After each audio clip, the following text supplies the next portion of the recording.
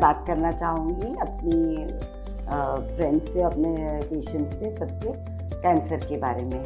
तो ये कैंसर जो हमारे विमेन में कैंसर होते हैं, वो सबसे कॉमन कैंसर्स जो रहते हैं वो है ब्रेस्ट का कैंसर, और उसके बाद यूट्रस का कैंसर जो होता है, सर्वाइकल कैंसर, और उसके बाद ओवेरियन कैंसर, और बहुत सारे कैंसर रहते हैं। तो अभी हम सबसे कॉमन जो कैंसर है ब्रेस्ट कैंसर, ये एक सबसे बड़ी डर की बात होती जा रही है कि ब्रेस्ट कैंसर आजकल एवरी 6th फीमेल में हमको सुनने को मिलता है कि हमारी फैमिली में किसी को है।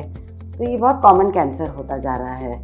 तो ये कैंसर, सबसे अच्छी बात है कि ये बहुत प्रिवेंटेबल रहता है, और बहुत अर्ली स्टेजेस में यदि इसको हम पकड़ सकें तो ये बहुत अच्छे से हमारे समाज से और हमारी पेशेंट से बहुत दूर रह सकता है। तो एज अ गायनेकोलॉजिस्ट मैं आपको कुछ अवेयरनेस बताना चाहती हूँ कि हमें ये अवेयरनेस हमेशा अपने दिमाग में रहनी चाहिए। ब्रेस्ट कैंसर क्या है, कैसे होता है, इससे कैसे पकड़ सकते हैं, और कैसे इसका ट्रीटमेंट होता है। तो सबसे पहले मैं ये कहूँगी कि ब्रेस्ट कैंसर फैमिलीज़ में होता है, तो जिनकी फैमिली में है तो वो थोड़े हाई रिस्क रहते हैं, तो उनको हमेशा ऑन अलर्ट रहना चाहिए। कुछ ओबेसिटी के कारण भी होता है, जैसे मोटे लोगों में भी थोड़ा सा हाई रिस्क हो जाता है, तो वेट कंट्रोल करके चलिए अपन, तो उसमें फिर आपको रिस्क कम रहती है। उसके बाद जैसे अल्कोहल का कंजम्पशन, तो ये सब चीज़ें भी हमें इससे भी दूर रहना चाहिए। End of course lifestyle, healthy lifestyle आपकी रहेगी, आपकी एक्सरसाइजेज अच्छे रहेंगे, आप वॉक करने जाते हैं, आप कोई गेम खेलते हैं, आपकी अच्छी हेल्दी लाइफस्टाइल है, आपकी डाइट बहुत अच्छी है, आप बाहर के कुछ जंक फूड नहीं खाते हैं, समोसा, कचौरी, और आपके हेल्थ पे, आपकी डाइट पे ध्यान देते हैं, तो ये काफ़ी हद तक प्रिवेंटेबल रहता है। अब मैं बताऊंगी कि इसको आपको क्या करना रहता है, आपके लेवल पे आप क्या कर सकते हैं ब्रेस्ट कैंसर ना हो, और हो तो जल्दी से जल्दी पकड़ में आ सके। तो इसके लिए अवेयरनेस में 2 चीज़ें हम बताना चाहेंगे। एक तो सेल्फ एग्जामिनेशन ऑफ ब्रेस्ट। तो ब्रेस्ट का सेल्फ एग्जामिनेशन हर लेडी को आना चाहिए, और जनरली ये डॉक्टर्स भी आपके बताएंगे, आप जहाँ पे भी रहते हैं आपके डॉक्टर से भी आप समझ सकते हैं what is self examination of breast. तो पेशेंट को जब भी वो अकेले में रहेगी, जैसे बाथ ले रही है, नहा रही है, तो शावर के सामने कभी मिरर रहेगा, तो she can in front of the shower she can एक हैंड ऊपर करके और एक हैंड से, राइट हैंड से, she can palpate her other breast, और सिमिलरली दूसरा हैंड ऊपर करके दूसरा हैंड से she can palpate the breast. और ब्रेस्ट में कभी भी कोई ऐसा लंप लगता है तो हमें ऐसे फ्लैट ऑफ दी हैंड से चेक करना रहता है। ऐसे पकड़ के देखेंगे तो सब जगह लंप ही लंप रहते हैं ब्रेस्ट में, पर हमको फ्लैट ऑफ दी हैंड से दोनों ब्रेस्ट को अच्छे से पाल्पेट करना रहता है। इवन लाइन डाउन पोजीशन में भी करना रहता है। एक बार हमने स्टैंडिंग पोजीशन में किया in front of the mirror, तो एक बार लाइन डाउन पोजीशन में भी करना रहता है। आपको कुछ सस्पिशियस लगता है या नहीं भी लगता है, तो यदि आपके गायनेकोलॉजिस्ट के पास भी आप जाके एक बार examination of breast by the gynaecologist भी करा लेंगे, that is also equally very important. फिर उसके बाद सेल्फ एग्जामिनेशन होने के बाद आप मैमोग्राफी होती है। तो mammography is a screening process where we are screening for breast cancer. जैसे मैंने बताया, किसी फैमिली में हेरिडिटरी रहता है, जिसमें ब्राका जीन्स और पॉजिटिव रहते हैं, तो उसमें चांसेस हाई रिस्क रहते हैं, they are more prone for breast cancer. तो उनको हमेशा ये वो रहता है कि after 30 you have to regularly get yourself screened by mammography। अब मैमोग्राफी एक्सरे के सामने आपके ब्रेस्ट को स्क्रीन करने की टेक्निक होती है, जिससे आपका कोई भी छोटा ट्यूमर है या कोई भी आपको जो फील नहीं हो रहा है वो पकड़ में आ सकती है बीमारी। तो मैमोग्राफी ज़रूर करानी रहती है। हाई रिस्क नहीं भी है तो भी 40 साल के बाद हर लेडी को हर साल कराना चाहिए, और इसके कारण हम कम से कम छोटी कोई भी ऐसी लंप रहता है तो हम उसको पकड़ सकते हैं। और कभी कभी ये भी हम देखते हैं रेगुलरली, हमारे जो ओपीडी में पेशेंट्स आते हैं कि छोटी गठान होती है तो वो ध्यान नहीं देते या फिर डर जाते हैं कि ये कोई कैंसर तो नहीं निकल आएगा, और वो डर के मारे ही वो डॉक्टर के पास जाना अवॉइड करते हैं।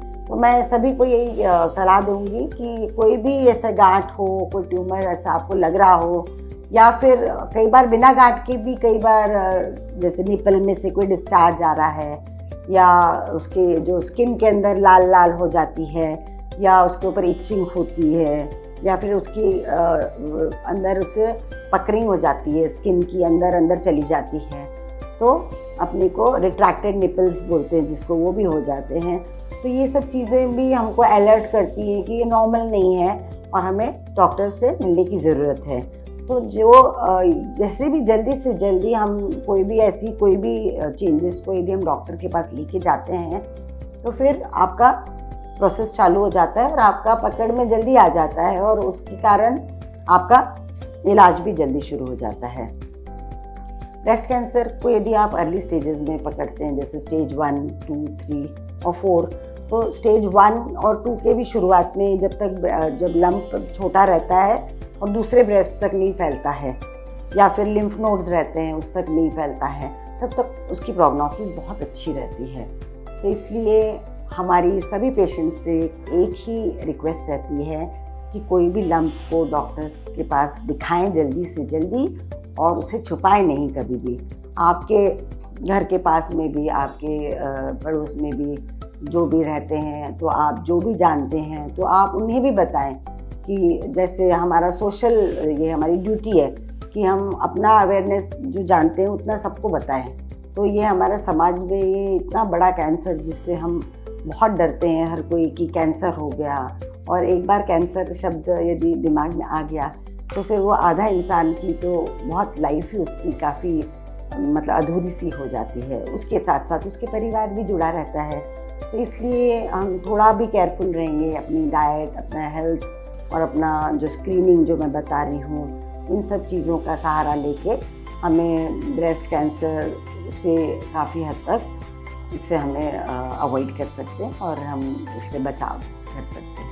तो ये ब्रेस्ट कैंसर की जो बता रही हूँ बीमारी होती है, इससे डरने की ज़रूरत नहीं है।